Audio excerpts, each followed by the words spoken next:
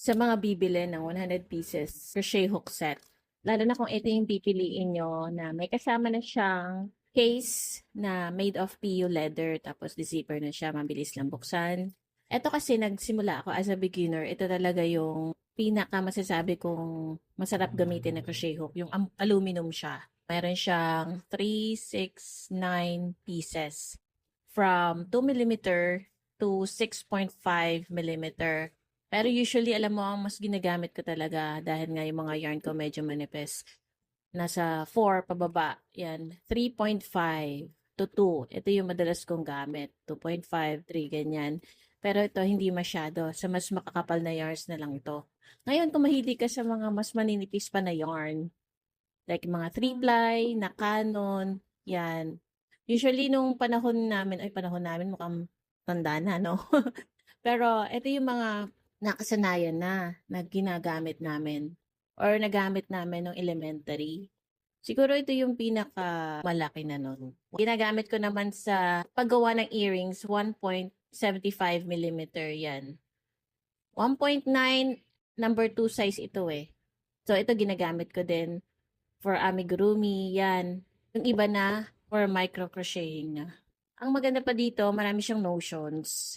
Kumpleto na siya, as in meron na siyang gunting kasi kailangan natin panggupit sa yarn. So maganda yung gunting niya, oh. Yan. Ganyan lang naman ang kailangan kasi yarn lang naman ang gugupitin natin eh. So as a beginner, okay, ito talaga yung gamit natin. Hindi na pag nagsusukat tayo, minsan meron tayong sinusundan pattern, kailangan makuha natin yung sukat, lalo na sa mga number of stitches na kailangan, kung gagawa ka ng cardigan, lalo na ng mga bucket hats, kailangan ng ganito. Knitting cables para sa mga gustong mag-knit, gustong matutong mag-knit, meron ka na rin kasama dito. O yan o. Tapos itong ruler naman, kung wala kang tape measure, pwede na rin 'to, pero siyempre sa mas maliliit lang 'to na sizes. Kung balak mo magsukat na mas mahaba, 'yun tape measure. Pero 'pag maliliit na sizes lang, pwede na 'to.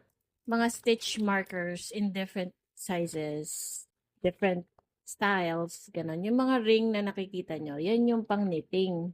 Pero yung mga kino-close, 'yan. Kasi hindi mo naman puwedeng gamitin ito sa mga crochet, makukulong siya, hindi mo siya makukuha. So, pang-knitting talaga siya. Itong plastic needles, 'pag i-weave in yung ends, 'yun, meron ka ng 5 plastic needles. Mabali man yung isa, meron kang spare. Ito, stitch marker din 'yan. Ito naman, mas secure ito sa mga amis, amigurumi. Minsan kasi nalalaglag yung mga ganito. Meron din made of metal or stainless. Yan. So, parang perdible siya, di ba? Marami akong ganyan iba-ibang colors. So, yun yung mga stitch markers na meron dito sa 100 pieces na crochet hook set. Ang marami talaga sa kanya. Crochet hook of different sizes. Pag sa mga maninipis na yarn, di ba? Kailangan natin i-weave in yung ends. Pero kailangan din natin ng maliliit na needles. And kailangan din natin ng pin minsan. Lalo na pag gagawa ka ng purse, tapos ipoposition mo yung zipper niya. So, kailangan din tayo ng sewing pin. Itong kagandahan yan kasi kompleto na meron na rin ganito. Kita mo, may kasamang metal na yarn needle.